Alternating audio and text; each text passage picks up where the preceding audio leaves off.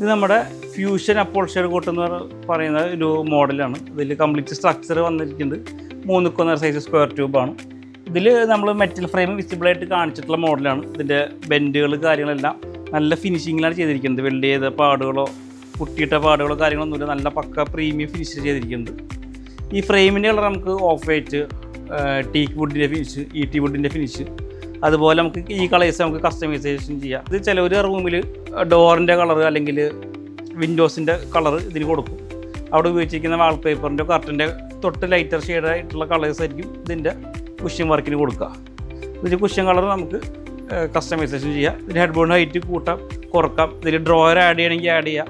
Drawer വേണ്ടാതെ box ടൈപ്പായിട്ട് ചെയ്യണമെങ്കിൽ അങ്ങനെയും ചെയ്യാം.